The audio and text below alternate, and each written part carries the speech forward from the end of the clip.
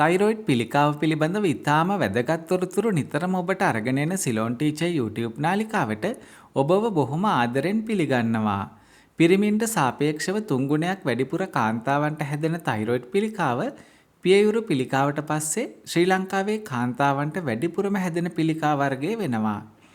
ඉතින් ගැහැණියෙකුට හැදුනත් පිරිමියෙකුට හැදුනත් තයිරොයිඩ් පිළිකාව සදහටම සුව කරගන්න පුළුවන්ද? ඒ වගේම මේ පිළිකාව හැදුන කෙනෙක් කොතරම් කාලයක් ප්‍රතිකාර ලබා ගන්න ඕනිද කියන කාරණාව ගැන වගේම පිළිකාව හැදුණු කෙනෙක්ගේ සාමාන්‍ය ආයු අපේක්ෂාව ගැන විස්තරත් බොහොම සරලව අද මම ඔබට කියලා දෙනවා. ඉතින් මම මුලින්ම කියන්න ඕනේ මේ තයිරොයිඩ් පිළිකාව කියලා කියන්නේ මිනිස්සුන්ට හැදෙන අනිත් පිළිකා වගේ ප්‍රතිකාර කරන්න අපහසු ඉක්මනින් මරණය ගෙන දෙන පිළිකාවක් නෙවෙයි.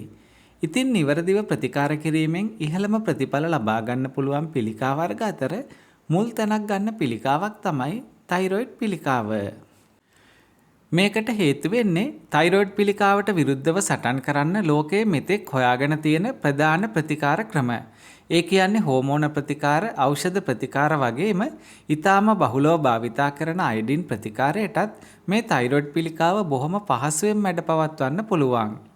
ඒ වගේම කියන්න සතුටුයි ශ්‍රී ලංකාවේ සෞඛ්‍ය පද්ධතිය තුළ මේ සියලුම ප්‍රතිකාරයන් ලෝකයේ දියුණු රටවල් වල වගේම ඊටාම ඵලදායක ලෙස භාවිතා කරනවා.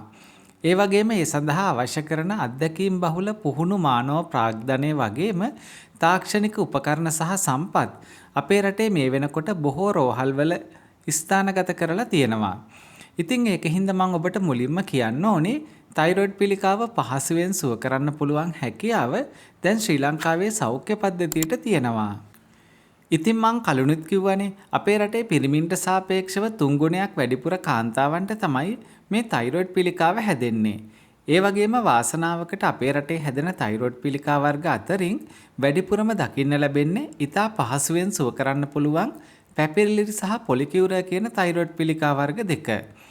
ඒ වගේම තමයි ඊටාම කලාතුරකින් ඒ කියන්නේ ලංකාවේ තයිරොයිඩ් පිළිකා රෝගීන්ගෙන් 100%කට විතර හොඳ කරන්න ටිකක් අමාරු ඇනප්ලාස්ටික් තයිරොයිඩ් පිළිකාව හැදෙන්නත් පුළුවන්.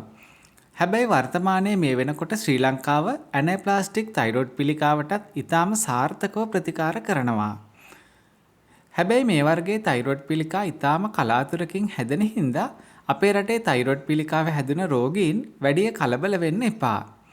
ඒ වගේම තමයි ඔබ තයිරොයිඩ් ග්‍රන්ථිය ආශ්‍රිතව ගැටලු තියෙන රෝගියෙක් නම් ඔබේ රෝගේ තයිරොයිඩ් පිළිකාවක් බවට පත් වෙන්න එහෙම නැත්නම් වර්ධනය වෙන්න හැකියාව තියෙන්නේ 5%ක වගේ කුඩා ඉඩක්. හැබැයි ඒ කොහොම වුණත් ඔබ තයිරොයිඩ් ග්‍රන්ථිය ආශ්‍රිතව ගැටලු තියෙන අවුරුදු 30කට වඩා වැඩි කාන්තාවක් නම් ඔබ මේ සම්බන්ධව ටිකක් වැඩි අවධානයකින් ජීවත් වෙන්න ඕනේ. විශේෂයෙන්ම මේ තයිරොයිඩ් පිළිකාව මීට කලින් ඔබේ පවුල කෙනෙකුට හැදිලා තියෙනවා නම් මේ පිළිකාව පරම්පරාවෙන් පරම්පරාවට සම්ප්‍රේෂණය වෙන්න වැඩි ඉඩකඩක් තියෙන හින්දා පවුලේ අනිත් සමාජිකයන් ගැහණු පිරිමි ભેදයක් නැතිව මේ ගැන වැඩි අවධානයකින් ඉන්න ඕනේ.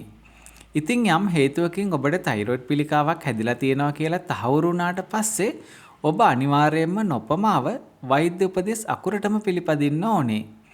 ඒ වගේම තමයි තයිරොයිඩ් පිළිකාව සුව වෙලා වසර 20ක් වගේ ලොකු කාලයක් ගත වෙනකල් ඕනෑම මොහොතක මේ රෝගේ නැවත මතුවෙන්න 5%ක 10ක වගේ ඉඩකඩක් තියෙනවා. ඉතින් ඒකින්ද ඔබ සුවය ලැබපු රෝගියෙක් වුණත් 6 මාසයකට සැරයක් හරි අවුරුද්දකට සැරයක් හරි මේ රෝගය ගැන නැවත පරීක්ෂා කර ගැනීම. එහෙම නැත්නම් පසුවිපරම සිදු කර ගැනීම ඔබ විසින් අනිවාර්යයෙන්ම සිදු කළ යුතු දෙයක්. විශේෂයෙන්ම මම දැකලා තියෙන දෙයක් තමයි සමහර රෝගීන් තයිරොයිඩ් පිළිකාව සුව කරගත්තත් පසුවිපරම සිද්ධ කරන්නේ නැති හින්දා මේ පිළිකාව නැවත මතුවෙලා දන්නේම නැතුව සුව කරන්න අපහසු ද්විතීක මට්ටමට පැතිරිලා යනවා. එහෙම වුණාම සමහර විට රෝගියා මේ පිළිකාවෙන් මරණයටපත් වෙන්නත් පුළුවන්.